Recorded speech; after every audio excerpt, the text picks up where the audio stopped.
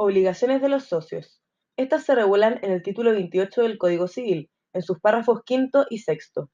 Se dividen en tres pilares fundamentales: las obligaciones de los socios para con la sociedad, de la sociedad para con los socios y de los socios para con terceros.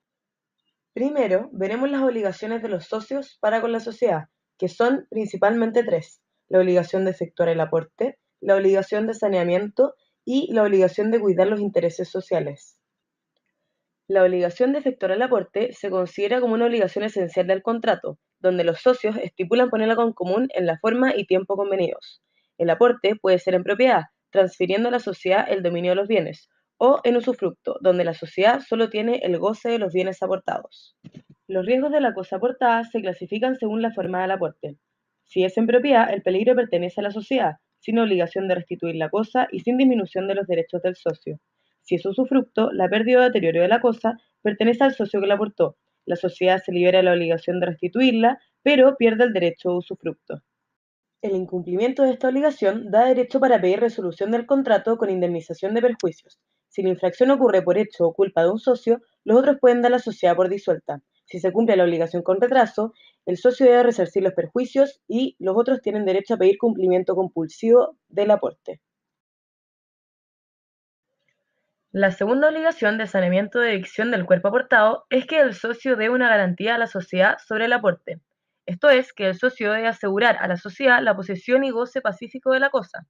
Se asemeja a la posición del vendedor frente a un comprador. La tercera obligación es la de cuidar los intereses sociales. Esto significa anteponer el interés de la sociedad por sobre el personal. Es por esto que el socio es responsable de perjuicios que haya causado a la misma por culpa leve, y cuando la gestión de un socio sea lucrativa, esto no le da derecho a un mayor beneficio. Dos casos importantes respecto a este tema son: primero, cuando un socio es acreedor de un deudor de la sociedad y éste le paga. Debe imputársele el pago a la deuda social a menos que se haya estipulado lo contrario. Y también cuando un socio recibe la cuota íntegra del crédito social y los consocios permanecen impagos. Cuando no se les puede pagar por insolvencia, este debe integrarlo a un fondo común y repartirlo.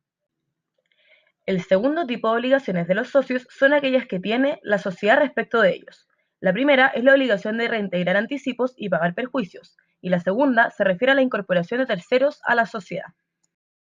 Cuando un socio incurre en gastos por cumplimiento de obligaciones de la sociedad, ésta le debe reembolsar las sumas, así como se le debe indemnizar perjuicios ocasionados por dichas gestiones de parte de todos los socios a prorrata.